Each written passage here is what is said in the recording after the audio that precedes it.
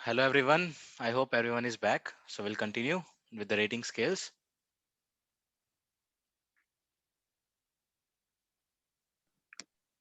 Yes, Imanshu. So in rating scales में क्या होता है? Rating scales consist of standardized items that are to be rated on a fixed parameter.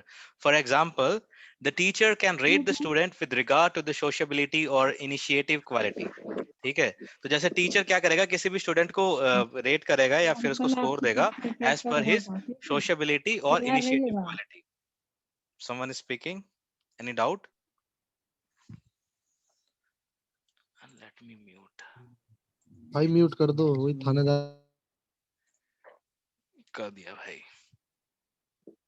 So, in rating scales, it involves assigning of rating by the concerned individual himself or herself or by another individual or assessor. Example, parents, teachers, supervisor, etc. तो rating scales क्या करता है? Rating scales में suppose कि किसी parents को बोला है कि अपने जो उसका जो सन है या फिर उसकी डॉटर है उसको रेट करो एज पर हिज सोशबिलिटी एंड उसके जो इनिशिएटिव कैरेक्टर है. ठीक है, कि सोशबिलिटी कैसे इंटरेक्ट करता है, उसकी इनिशिएटिव क्वालिटी क्या है. तो पेरेंट्स क्या करेगा, अपने स्टूडेंट या डॉटर को क्या करेगा, रेट करेगा. या फिर टीचर क्या करेगा, अपने स्टूडेंट को एक स्केल्स में रेट करेगा एज पर his sociability qualities and initiative qualities. तो यहाँ पे क्या करते हैं, हम ऐसे रेट करते हैं. तो स्टैंडर्डाइज आइटम होते हैं, उनको कंसिडर करके अपने पेशेंट को या पर्सन को हम उनको रेट करते हैं एज पर हिज सोशबिलिटी या फिर इनिशिएटिव क्वालिटीज में. तो ये हो गया हमारा रेटिंग स्केल्स. ठीक है. सो यहाँ पे भी एडवांटेजेस और क्या है, लिमिटेशंस होते हैं. So you know your self better than anyone else, so you can rate yourself better and more accurately. तो यहाँ पे कह रहा है कि जब हम मेथड यूज करेंगे, यहाँ पे देखो दो मेथड है, या तो मैं खुद को रेट करूं कि मैं ना खुद को जैसे एक्सप्लेन करते लोग कि मेरा ये बिहेवियर है, मैं तो क्या बोलते हैं उसको यार, एक सेकंड. यस, हाँ, जैसे अगर मैं कहूँ कि मैं तो इंट्रोवर्ट हूँ, मेरे को किसी से ज्यादा बात करना पसंद नहीं है, so as per this behaviour मैं अपने आप को ये रेट करना चाहूंगा, मैं अपने आप को इस स्केल के अंदर डालना चाहूंगा, मैं अपने आप को ऐसे एक्सप्लेन करना चाहूंगा, या फिर इस पर्सनैलिटी में मैं अपने आप को मानता हूँ. तो ये क्या हो जाएगा, एक रेटिंग स्केल्स का एडवांटेज हो जाएगा कि you your self better than anyone else, कि हम क्या खुद किसी और से खुद को ज्यादा जानते हैं. ठीक है. तो यहाँ पे ये हो जाएगा. However, this is also a possibility that you may give good rating even when it is not correct, as it will reflect good on you. तो हम क्या करेंगे, खुद से मैं अपनी रेटिंग दूंगा तो मैं अच्छी दूंगा. ठीक है. So this is called social desirability effect, which means that one acts according to what is desirable by the society. The social desirability effects may also operate in the case of personality inventories, even in the interviews. तो यहाँ पे भी देखो advantages ये हो गए. Rate by one self will give a better picture of the behaviour trait and based being assessed. तो advantage क्या होते हैं, अगर कोई और अगर थर्ड पर्सन अगर हमको रेट करेगा तो वो जो रिजल्ट आएगा वो ज्यादा एक्यूरेट आएगा एज पर अगर मैं खुद से अगर अपने आप को रेट करूंगा. And rating by the significant others also will provide a more accurate picture of the personality of the individual as they know the individual in a significant way. तो जैसे अगर मैं खुद को रेट करूं और इससे ज्यादा अगर आप मेरे को रेट करो, तो जो आप मेरे को रिजल्ट दोगे वो ज्यादा बेटर होगा. क्योंकि हम अपनी कमियां को क्या करते हैं, हमेशा नेग्लेक्ट करते हैं. मैं अपनी अच्छी क्वालिटीज को ही मैं कंसिडर करूंगा, नेगेटिव को नहीं करूंगा. लेकिन अगर कोई थर्ड पर्सन अगर मेरे को ये जज करेगा, तो वो मेरी नेगेटिव प्लस पॉजिटिव दोनों क्वालिटीज को कंसिडर करके एक मेरे को रेटिंग देगा. ठीक है. तो ये हो गया हमारा रेटिंग स्केल्स. इसमें आ जाता है एक लिमिटेशन आता है, if rating is not done honestly it may result in bias responses and also socially desirable responses. तो यहाँ पे क्या है, लिमिटेशन ये है कि अगर हम रेटिंग करते हैं तो वो क्या होता है, बायस हो सकता है, थर्ड पर्सन भी बायस्ड हो सकता है. ठीक है, वो उस पर भी इफेक्ट पड़ेगा. उससे भी अगर मैं खुद बायस्ड हूँ, मैं अपने सिर्फ पॉजिटिव क्वालिटीज को कंसिडर कर रहा हूँ, तो वो भी मैं इसके लिमिटेशंस हो जाएंगी. तो ये हमारी हो गई limitation. Other is the next method is our behavioural data. Behavioral data क्या होता है, as we have seen in direct observation methods earlier, similarly behavioral data also include observation of the behavior of the individual. तो यहाँ पे भी जैसे हमने पहले पढ़ा था ऑब्जर्वेशन में, यहाँ पे भी हम क्या करेंगे, बिहेवियर को ऑब्जर्व करेंगे किसी भी इंडिविजुअल को लेके. But the difference is that It does not require a researcher or psychologist to be present to observe the behavior.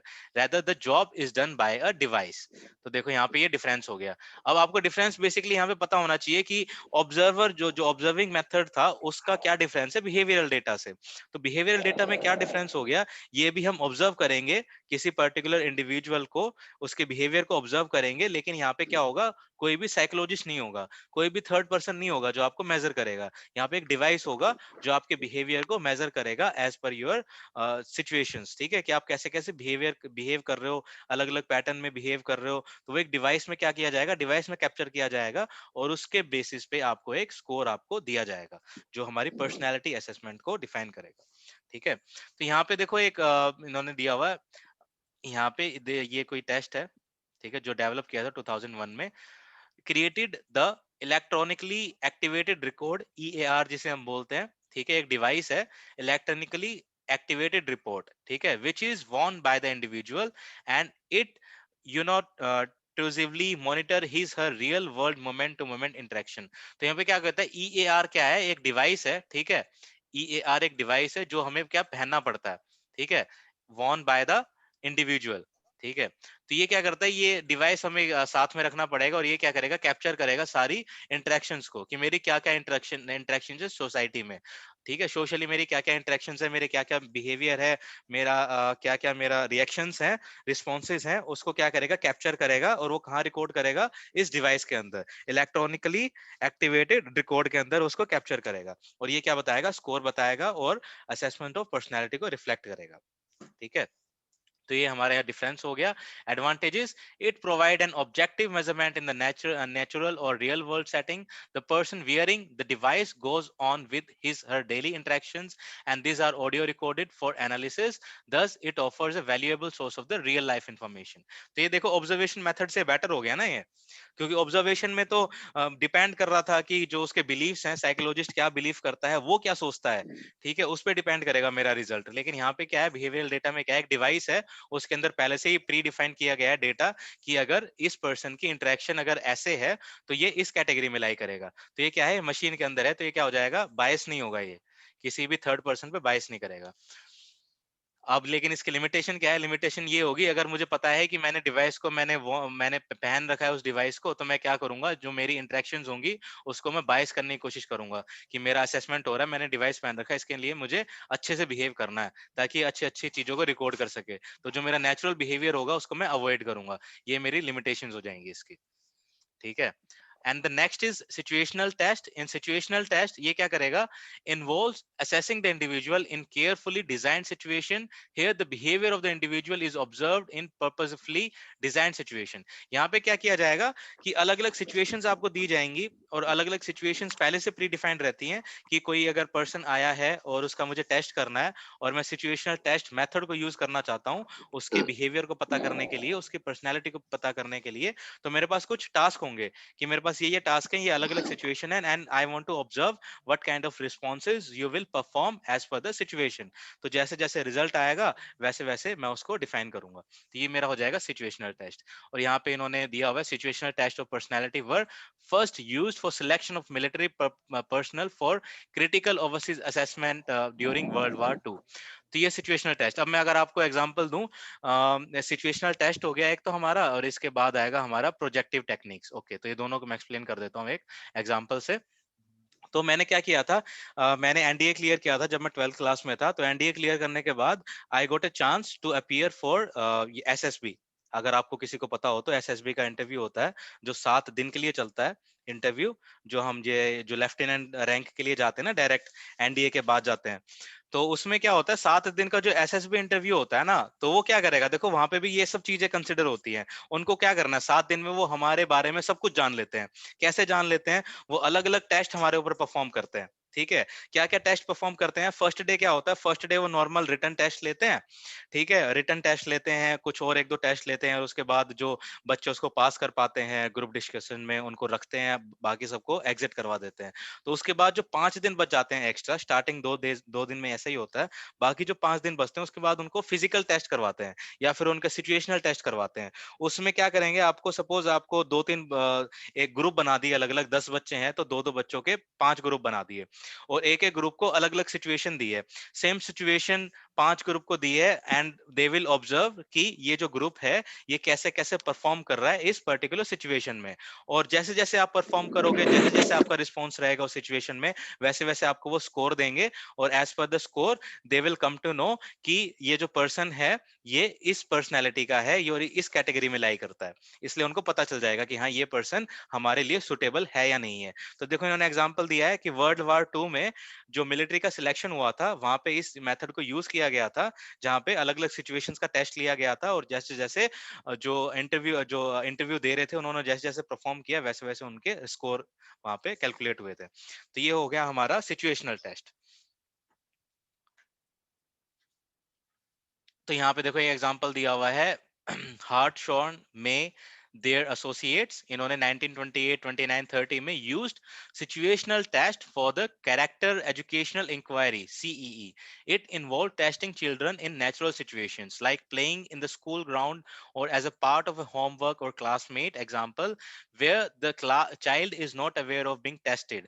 This test measure trait like altruism, honesty and self control. तो यहाँ पे देखो ये जो test हैं पहले perform किए गए थे स्टूडेंट्स के ऊपर, उनको पता नहीं था कि उनके टेस्ट हो रहे हैं, तो अलग अलग सिचुएशन में वो क्या कर रहे थे, नोट कर रहे थे कि ये जो स्टूडेंट हैं ये कैसे कैसे परफॉर्म कर रहे हैं अलग अलग सिचुएशन में। तो जैसे जैसे वो परफॉर्म कर रहे थे वैसे वैसे उनका रिजल्ट कैलकुलेट करके उनको बताया गया कि आपकी पर्सनैलिटी असेसमेंट जो है इस कैटेगरी में लाई करती है। सो एडवांटेजेस यहाँ पे क्या हो जाएंगे, situational test have the advantage of assessing personality in real life situations. In fact तो सिचुएशनल टेस्ट का एडवांटेजेस क्या है कि किसी भी उसको पर्सन को पता नहीं है कि उसका सिचुएशनल टेस्ट हो रहा है, वो अलग अलग सिचुएशन में जो जो रिस्पॉन्स दे रहा है वो वहां पे कैलकुलेट किए जा रहे हैं, नोट किए जा रहे हैं, इसलिए क्या हो जाएगा, ज्यादा रियल हो जाएगा और ज्यादा एक्यूरेट हो जाएगा। लिमिटेशन क्या हो जाएगा, situational test are time consuming, time consuming होंगे कि मैं किसी भी एक पर्टिकुलर पर्सन की अगर मैं क्वालिटीज चेक करना चाहता हूँ तो मैं अलग अलग सिचुएशन में उसका टेस्ट करूंगा।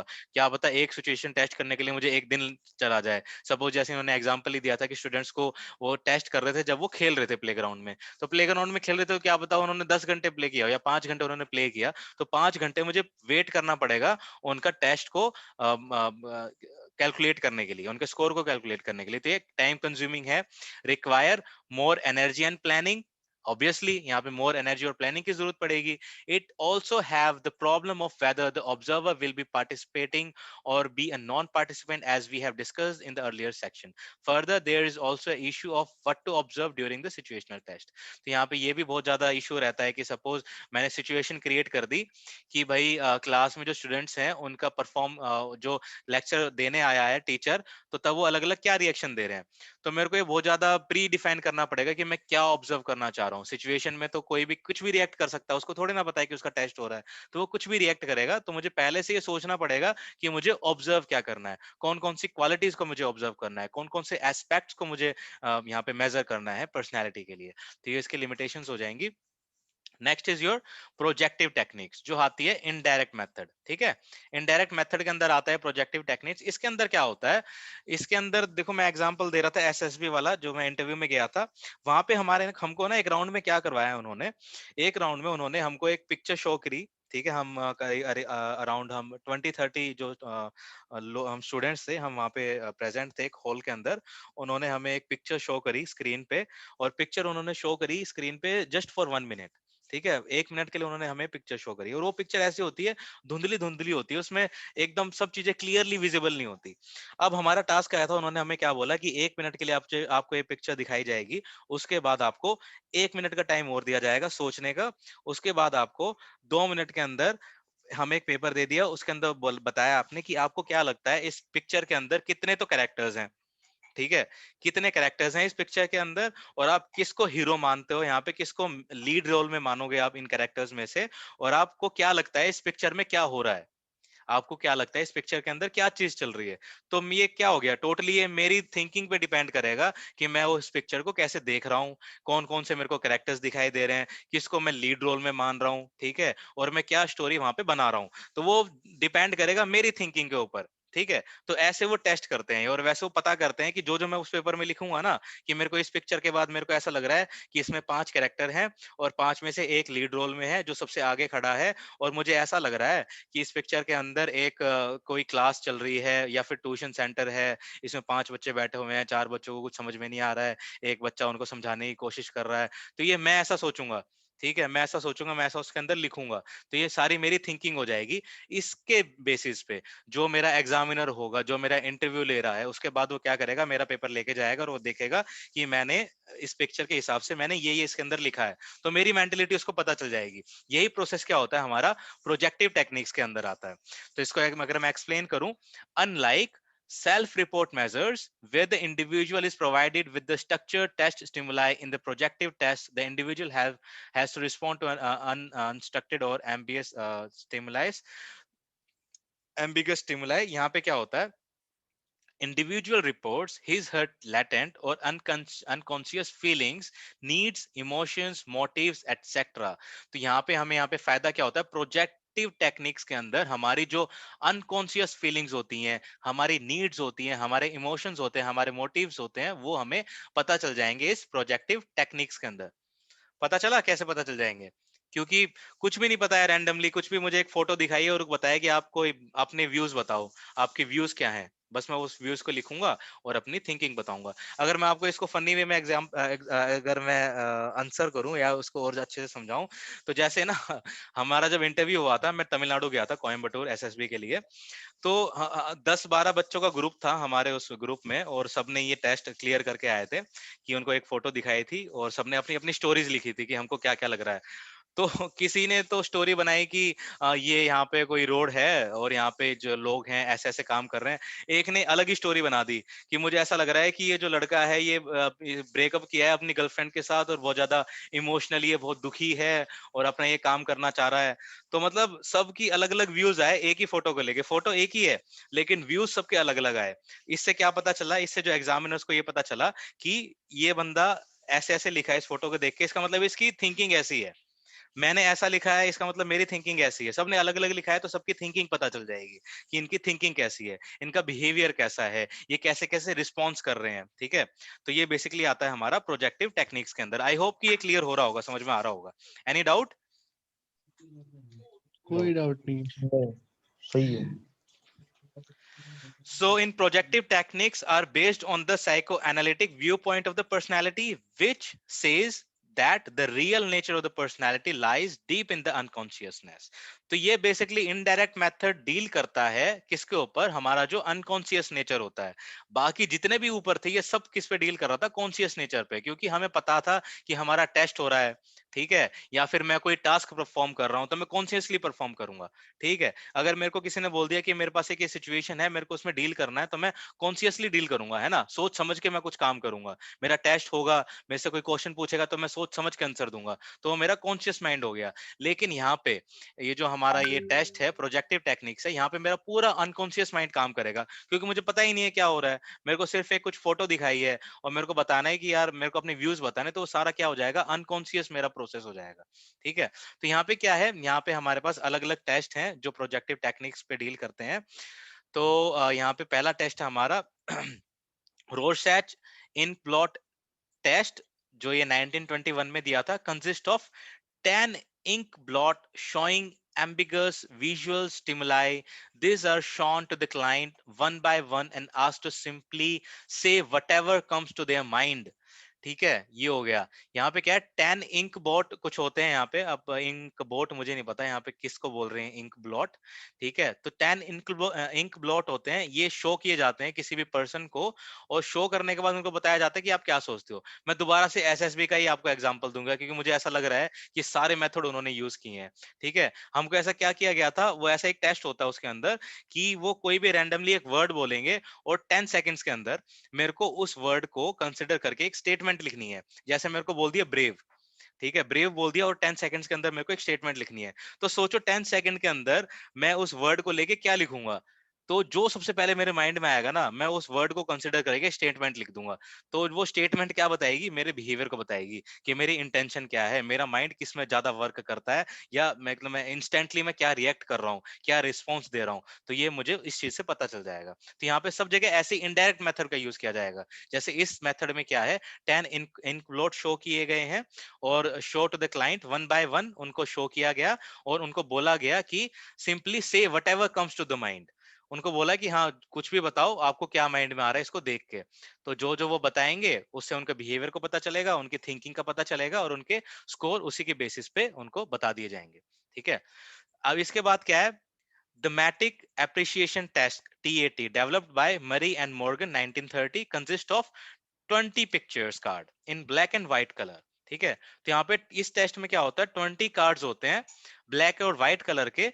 The client is asked to see each picture which is structured and meaningful unlike the ink blot in. इसमें क्या होता है, उसमें देखो इसमें कोई स्ट्रक्चर नहीं होता, कोई भी इंक ब्लॉट होते हैं 10। ठीक है। लेकिन यहाँ पे क्या होता है, स्ट्रक्चर्ड होती हैं, फोटोज होती हैं। ठीक है, पिक्चर्स होती है यहाँ पे। तो पिक्चर से मतलब दिख रहा है कि क्या दिखाई दे रहा है। ठीक है। Then tells a story about it. ये जो मैंने एग्जांपल बताया था ना पिक्चर वाला, वो इसके अंदर आ गया पूरा, कि एक पिक्चर दिखाई और आपको बताना है कि आपकी स्टोरी बतानी है। लेकिन इसके ऊपर वाले इस मेथड में क्या था, इसमें कोई पिक्चर नहीं थी, इसमें रैंडम कोई इंक ब्लॉट थे जिनके बताना था कि आप इसको देख के क्या आपको लग रहा है, आपको वो बोलना है, खाली सिंपली आपको बताना है कि आपको क्या लग रहा है। लेकिन पिक्चर में क्या है, थीमेटिक एप्रिसिएशन टेस्ट में क्या है, आपको पिक्चर दिखाई जाएगी और आपको बोला जाएगा कि एक स्टोरी को नरेट करो। ठीक है। तो ये आ जाएगा हमारा टीएटी के अंदर। इसके बाद आ गया हमारा Children Appreciation Test CAT developed by Ballack and Ballack 1949 is based on the TAT which is meant for adults। तो ये TAT पे ही क्या करता है, बेस्ड है उसके ऊपर, मतलब पिक्चर पे ही बेस करेगा ये। लेकिन ये किसके लिए यूज किया जाता है, चिल्ड्रंस के लिए यूज किया जाता है, ओनली बिटवीन 3 to 10 years। लेकिन ये सबके लिए यूज किया जाता है। थीमेटिक एप्रिसिएशन टेस्ट सबके लिए यूज किया जाएगा, लेकिन ये चिल्ड्रन एप्रिसिएशन टेस्ट 3 से लेकर 10 साल तक के बच्चों पे हम यूज करेंगे। इसके बाद आता है sentence completion test. Sentence completion test देखो नाम से पता चल गया, consist of a statement that are required to be completed by the respondent. एक सेंटेंस दे देगा और उसमें बीच में कोई फिल इन द ब्लैंक्स दे देगा और आपको बोलना है कि कंप्लीट करना है। तो वो कंप्लीट कैसे करूंगा, जो मुझे लगेगा कि यहाँ पे आना चाहिए मेरी थिंकिंग के हिसाब से, मेरे रिस्पॉन्सेज के हिसाब से, मेरी जो भी मेरी परसेप्शन है उसके हिसाब से मैं उस सेंटेंस को फिल करूंगा। और उससे साइकोलॉजिस्ट को ये पता चल जाएगा कि मेरी थिंकिंग ऐसी है, मेरी पर्सनैलिटी इस तरह की है। तो उससे वो मेजर हो जाएगा। ठीक है।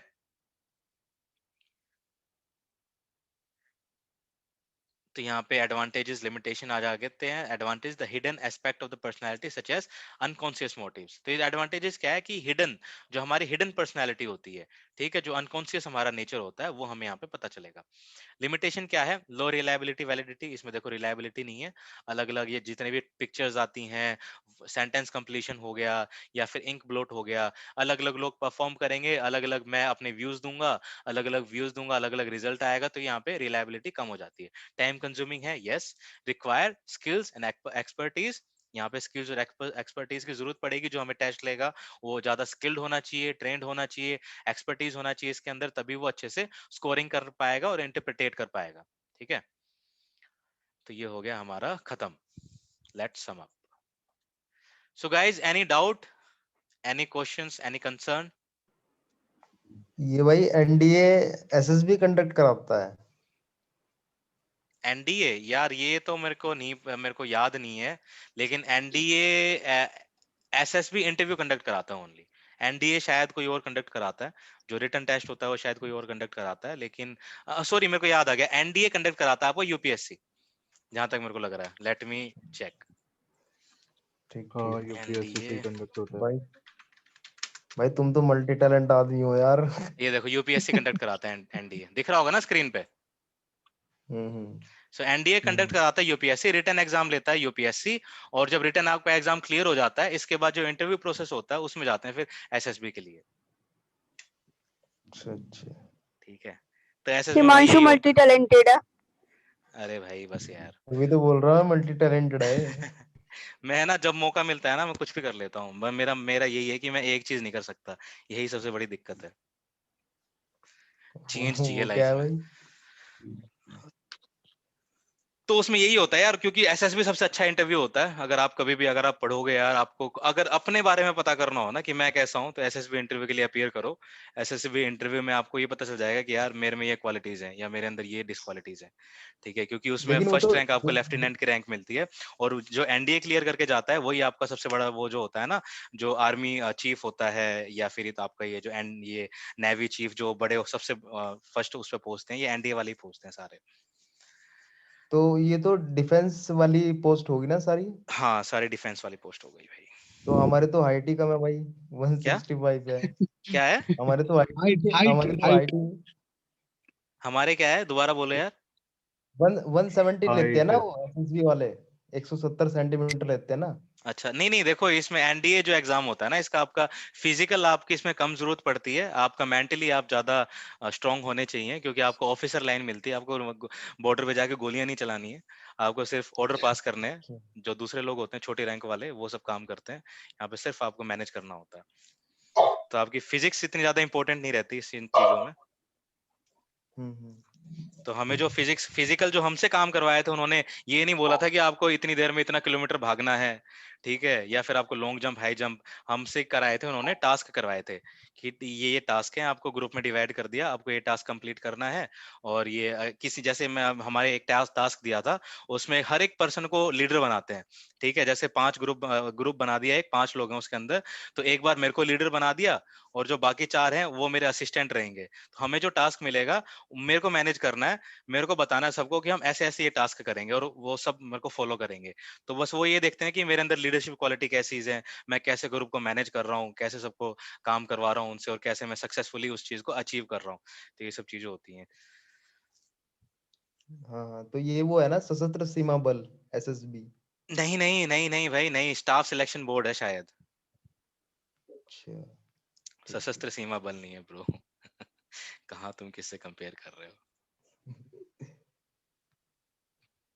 चलो कोई नहीं गाइज, भाई, इसके सर पे रिगार्डिंग किसी को बोल कोई पे बोल। Doubt? Mohammed Nazir raised hand. Yes, Mohammed नाजिर,